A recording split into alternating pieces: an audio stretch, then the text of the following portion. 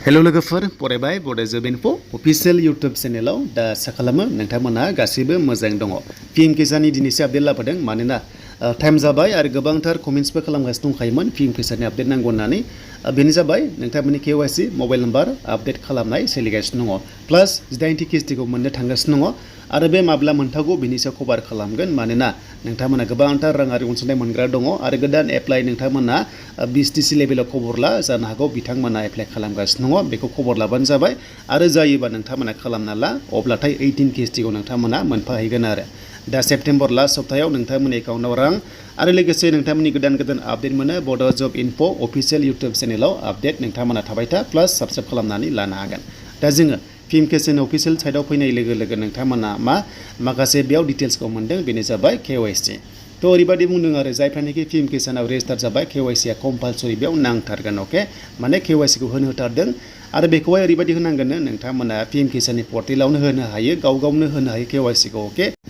दा जायफ्रा मोनबाय थाखायो गासिबो अके दङ नोंथांमोना केवाइसि होबाबो जेबो नङा अके माने जायफ्रा मोनबाय थायो जेबो गोनांथि गैया नोंथांमोना केवाइसि होनो बेखौ क्लियार जाग्रो। स' बेनिफ्राय खायसे मोनबाय थायोमोन गेजेराव पेन्डिं जाबाय ड्रप थाबाय अब्लासो नोंथांमोना केवाइसि होथारनांगोन होमबासो नोंखौहाय एक्टिभ दं होनना मिन्थिगोन नालाय गभर्नमेन्टआ अब्लासो नोंथांमोननि एकाउन्टाव हाबनाय जायो राङा। दा बेखायनो नोंथांमोना पिएम किसाननि पर्टेलाव होदो जुदि होनो रोङाबा नोंथांमोना गाव होनो रोङाबा मोनसे अपसन दङ CSC सेन्टारावबो नोंथांमोना थांनानै कन्टेक्ट खालामनो हागोन बेनो जाबाय बाय'मेट्रिक नोंथांमोना केवाइसि होनो हायो आरो नाथाय आधार कार्डखौ नांथारगोन अके आधार कार्ड नांथारगोन बेंक पासबुकआ नोंथांमोना नांथारगोन जाहाथे नोंथांमोना लांफायो। दा बेखायनो मोनसे बाथ्रा केवाइसिखौ जेब्लायबो होनांगौ गासैबो रोखोमाव। दा फैसा सोनाय ओरैबायदि माखासे दान थायो एप्रिलनिफ्राय जुलाइनि गेजेराव खनसे सोयो दाखालि 18 जुनाव खनसे सोदोंमोन ना दा नोंथांमोना नैबे एप्रिलनिफ्राय जुलाइनि गेजेरावनो गोग्लैबाय बेबो जुन मासआ स' नोंथांमोना बेखौ बुजिग्रोनांगोन फार्स्टआव होमबासो फैसाखौ माब्ला सोयो मिन्थिगोन।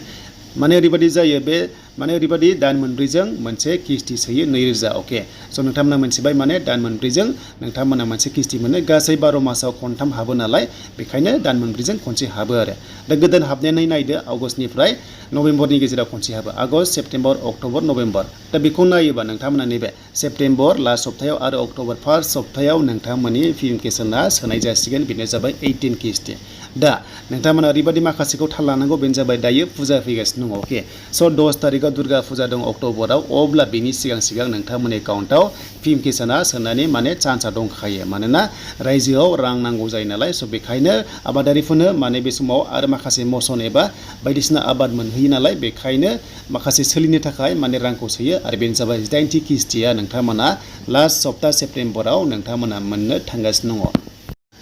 दाना केवाइसिआव थुनाय लोगो लोगो नोंथांमोना केवाइसि होनो हागोन गावनो होनो हायो जेरावबो थांनो गोनांथि गैया मात्र आधार कार्ड नाम्बारखौ बेयाव नोंथांमोना होनांगोन अके बेनो जाबाय OTP बेसिसाव आधार कार्ड नाम्बारखौ होनाय लोगो लोगो सार्चआव थुदो आरो सार्चआव थुनाय लोगो लोगो नोंनाव OTP थांगोन जाय मबाइल नाम्बारा आधार कार्डजों लिंक दङ बेयाव OTP थांगोन आरो बे OTPखौहाय नोंथांमोना होनाय लोगो लोगो मबाइल नाम्बाराव OTP थांनाय लोगो लोगो बेखौ होनाय लोगो लोगो माने भेरिफाइड जागोन आरो केवाइसिआ माने साक्सेस जागोन आरो अके बेखौ नोंथांमोना जुदि रोङाब्ला CSC सेन्टाराव थांनो हायो जुदि रोङोबा गावनो मबाइलजों नोंथांमोना बेखौ OTP बेसिसाव केवाइसि होनो हायो आरो अके स' बेखायनो DBT मोननो नोंथांमोना जेब्लायबो एक्टिभ थानांगोन बेंक एकाउन्टजों आधार कार्डआ लिंक जाथारनांगोन होमबासो मोनगोन आरो लोगोसे नोंथांमोना बेंकजों लिंक गैयाबा माने राङा हाबा।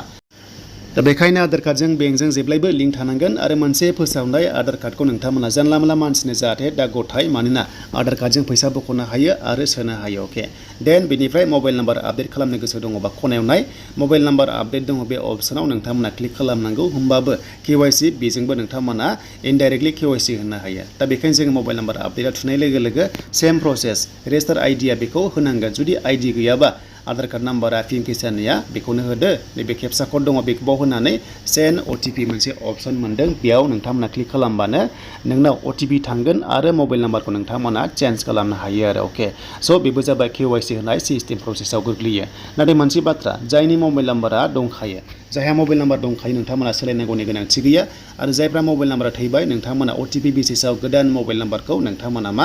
आपडेट खालामनो हायो आरो अके दा बेनोमोन पिएम किसाननि माखासे रिलेटेड भिडिअ गोबांथार कमेन्ट्स खालामो नालाय केवाइसि आरो लोगोसे पिएम किसानखौ माब्ला सोगोन बेनो जाबाय सेप्तेम्बर लास्ट सप्तायाव सोगोन आरो लोगोसे दासान्दि अफिसियेल आपडेट मा फैदों बेखौ जों दानिया नायनोसै। स' दानिया जोङो टुइटाराव फैबाय एकाउन्टाव आरो बेयाव फैनाय लोगो लोगो बिथांमोना टुइट केम्पेइन खालामबाय थायो पिएम किसाननि आपडेटखौ लानानै मानोना गासैबो अफिसा एबा अफिसियेल डिटेल्स माने मोननो हागोन बेयावबो आरो लोगोसे बिथांमोना टुइट खालामबाय थायो दा पिएम किसान सम्मान निधि योजनानि बागैबो बिथांमोना बेयाव होदों मानोना बोसोराव सासेया 6,000 मोनो नालाय स' बेखायनो केवाइसिखौ बिथांमोनाबो होनो होगासिनो दं जाहाथे फार्मारफ्रा मोननो गोनां किस्तिखौ मोननो हायो आरो अके दा बेयावबो बिथांमोना आं जि बुंदों बेखौनो लिरदों आरो नोंथांमोना केवाइसिखौ होनांगौ होनना बुंदों थाबैनो माने रिलिज खालामसिगोन फैसाखौहाय टाइम जानाय लोगो लोगो आरो जेब्ला केवाइसिया नोंना साक्सेस जागोन जेबो टेनसन गैया माखासे थाबोनाय फैसाखौ नोंथांमोना मोनफिननायनि चान्सआ दङ आरो मानोना थांनाय बाराव खायसे 4,000 6,000 मोननायबो माने दङ स' बेखायनो नोंथांमोना टाइमाव जाहाथे खामानिखौ मावना लायो थालांबा जोबोर लस जायो नालाय मोननो गोनां रांखौहाय दा 18 किस्तिखौ नोंथांमोना नैबे दाननि जोबनायथिं एबा दुर्गा फुजानि सिगां मोननायनि चान्सआ दंसै दा बेनोमोन जायफ्रा चेनेलाव गोदानै फैदों साबस्क्राइब खालामना ला नेक्स्टआव गोदान अपडेट नोंथांमोना मोननो हागोन।